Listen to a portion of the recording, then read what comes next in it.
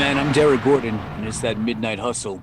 If you've been following us here on the YouTube page, you know that lately I've been putting up a lot of footage, some old school stuff from the vault that dates back maybe 20 years or so, stuff that hasn't either been seen for a long time or have never been seen at all. And I know on a recent podcast, I had mentioned that I had some unreleased, never before seen footage of Chris Kanyon when he performed for us at CSWF / NWA Cyberspace. And ironically, I was digitizing that yesterday and I'm getting it prepared for release today. And it's April 2nd. And I did not realize that today is actually the 11-year anniversary of the passing of Chris Kanyon. So it's very ironic that dude has been on my mind and I've pulled up the footage and the stuff that I want to share with you. And it's being released on the day that the anniversary of his departing. It's kind of sad, but I don't want to make it sad because Chris was a great performer and a great guy in the locker room. And if anything, I want to share this with you because even though he's gone, he's not forgotten. And this is, like I said, some stuff that nobody's ever seen before, just a handful of people, stuff that had never been released because we didn't move forward with it.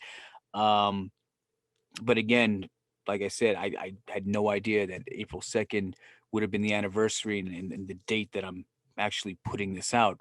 Um, Proud to say that I had Chris Canyon's first retirement.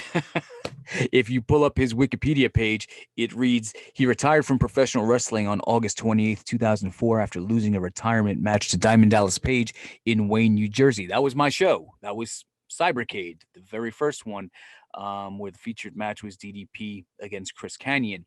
Prior to that, Chris had performed with us on the show leading into this one, where he came under the Dark Bird mask and took it off. Everybody thought it was going to be Diamond Dallas Page as a villain, but no, it was Chris Kanyon, and he ended up losing to Slick Wagner Brown for the vacated CSWF Heavyweight Championship. That happened when I came out and I pulled a little TV out and had a pre-recorded message from Diamond Dallas Page. It distracted Kanyon, and you know he got rolled up or whatever the move was for the 1, 2, 3. But we were talking backstage, and he was like, "Man, there's so much I want to do with you guys, and this, that, the other thing." He says, "Hey, would you be interested in me bringing back the Mortis character?" And I was like, "Yeah, absolutely." The only thing is with Mortis is that, I don't know if people would actually be wanting to buy a ticket to see Mortis. Obviously, they want to see Chris Kanyon. They know that you're a former WCW, WWE superstar. Um, I'm sure if they knew that you were under the hood, they're like, "Well, it's still Chris Kanyon, but he's working as Mortis right now." So we toyed with the idea, and in a couple of phone conversations, I was like, "Hey, man, why don't we try something different where it's like you're struggling with the demon within?" And it's sounds shitty to say that right now because he was struggling with demons, but creatively, we were stealing a page out of Sam Raimi's Spider-Man, and I don't the guy Osborne, but whatever the fuck his name was, William Defoe, who played the Green Goblin in the first Spider-Man movie, not the Marvel Cinematic one, the other one from like 2002, whenever that was. Um, we were going to take a page from there where the Mortis mask, was speaking to Chris Kanyon and telling him, "Listen, people don't respect Kanyon, but they respect me. They respect Mortis. They want you to come back. Put the mask back on. I'll give you these powers, and you'll be better than you've ever been." And we were gonna fuck around like that. It was really cool. So me and Kanyon were on the phone, constantly going back and forth, back and forth. Um, and I want to say this was during the June show when he worked Slick Wagner Brown, where he says, "Hey man, well, why don't we record a couple of things so I could toy around with it, and then you give me the footage. I'll look at it. And I'll start thinking of what's the mask saying to me." And we'd be on the phone talking about what the mask would say and so on and so forth. So what you're seeing right now, or what you're about to see, is just a walkthrough, like a quote unquote rehearsal of what we were planning on doing after the show with Diamond Dallas Page. Unfortunately, right before leading into that show, that Cybercade show in August, Chris decided that he wanted to retire from wrestling. That even with the Mortis character, he didn't want to continue doing it. Something was bothering him. Something deep was was just affecting what he wanted to do. And I guess he didn't want to be a part of the wrestling business anymore. So we never got to shoot um, any more content or any more promos leading into the Mortis transformation. What you're seeing now, like I said, is a rehearsal. So this stuff was never even meant to be released because, like I said, it's so sloppy and choppy. He just wanted to walk around and say, we said we'll build it up with 3 scenes, 3 vignettes. One of you losing your mind and you hear a voice and you find the mask. Then the second one would be you sitting there talking to the mask, and the mask is trying to convince you to do all these evil things. Then the third one would obviously be where you give in to the mask, you give in to the evil and put the mask back on and assume the identity, but you end up having almost like a split personality. Again, very much so the way um, William Defoe did it in the Spider-Man movies, where he's having that struggle with the Green Goblin mask, and the Goblin actually takes over. So again, this is a rehearsal that you're going to end up seeing now, and like I said, I wish we could have done more with Chris. Let me just tell you this though, and it's proven right here on the Wikipedia page. Yes, I did have his first retirement match, but he did come back a year later. So Chris ended up getting the juice back and wanting to go perform again. He ended up in TNA. I think he retired again after that, and they came back one more time. Chris had a lot going on, man. Like I said, he had his personal demons, and that's why when I watched this, it kind of like hits me in the heart, because I knew that he was struggling, or at least I know now that he was struggling with things inside. And maybe that Mortis character was too close to home. Maybe that Mortis character was, um, I don't know, like a symbol of what he was dealing with on the inside. And it's funny because he admitted he had bipolar, and bipolar, not necessarily schizophrenia, but bipolar is like when you're in one mood in one moment and another moment, you just can't control that imbalance. It's a chemical imbalance in your body. And I guess he was struggling with that. And if there's anybody out there, man, dealing with depression, if there's people out there who just you're just right on the edge right now, and you're just feeling like, man, I can't handle it no more. I'm just better off not being here. Yeah, don't get that shit. Cancel that right now. Get that shit out of your head. Trust me, there are people out there who love you. There are people out there who care about you. There are people out there willing to listen to you. And if you feel like you don't have friends or family, man, they got support groups. They got just go online. Use that. Get away from the negativity, because I see a lot of kids in school right now dealing with bullying and shit going on, and they're dealing with a lot of negativity, a lot of stuff that I've seen that's close to home too.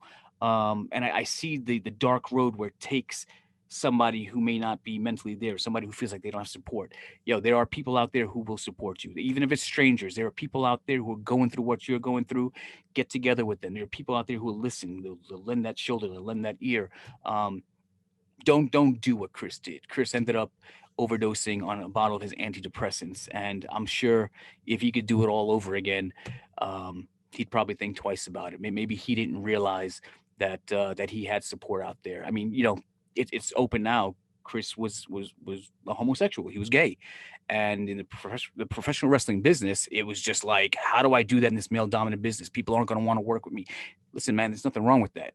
If anything, your happiness comes first. Doesn't matter who you fucking love. It doesn't matter what it is.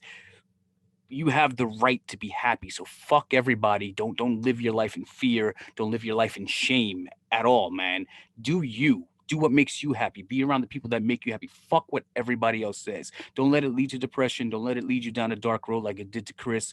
Just live your life, man. There's no sense in what they say being in the closet. Fuck that shit, man. You get the fuck out the closet. Tell people who you are. Be proud of who you are, because you only get one shot at this life. And if you're cooped up too much, you let that shit hit you in the heart. You let it hit you in the brain. You could end up like Chris. You end up down that dark road. You don't need that. Don't want that. Listen, when it comes to suicide, man, yeah, you may take yourself out and you think the pain hurts, but you know who the real victim is? Is all the people who love you that you leave behind. Those are the victims, man, because they got to deal with that loss now forever, and blaming themselves that they weren't there to help you, they couldn't get you out of it and pull you out of it, man. As they say in wrestling, kick out on two. Wish we still had Chris Kanyon. I know there's a lot of people out there who respect and love him. And in saying that, like I said, man, go out there, get your help. Don't be ashamed of who you are. Stand tall, be proud, and enjoy this clip here of Chris Kanyon, the lost promos in NWA Cyberspace, something that we had planned moving forward if Chris had wanted to do so. And it's damn shame that we didn't get to, because I think we could have had a lot of fun with this whole bringing back Mortis. So here is the rehearsal. I'm out of here. I'm Derek Gordon. Can you dig it? Not really. It's just a briefcase and an empty suit. Oh, all right, you ready? Yep. Let's keep it down out there.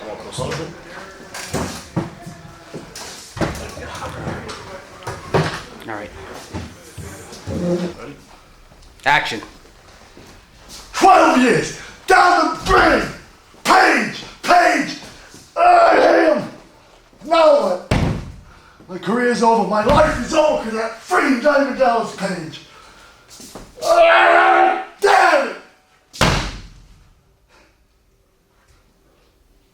Who is that? Who's messing with me? Where the hell is that coming from? Stop it! I'm not going crazy. Paige, it's you.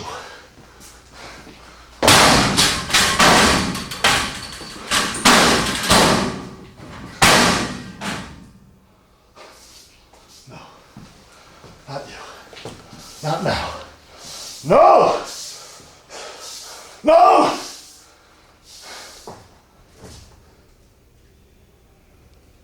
Cut. Action. No! How many times do I gotta tell you? I'm not gonna do it.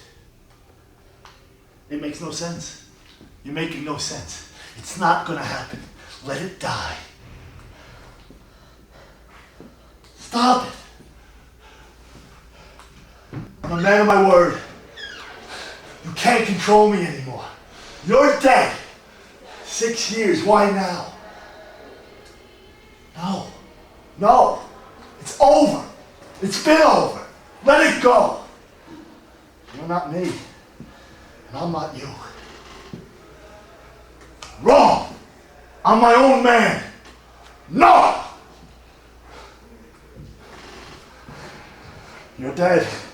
No! No! No! No! Cut. Action. I just don't know. Is this the answer?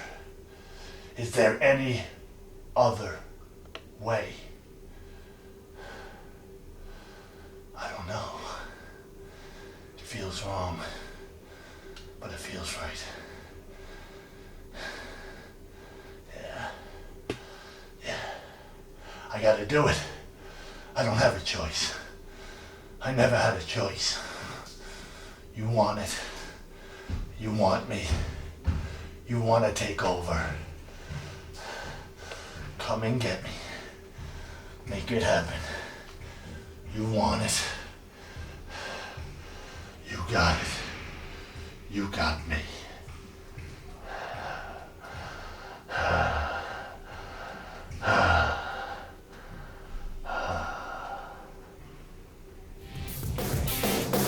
Cut.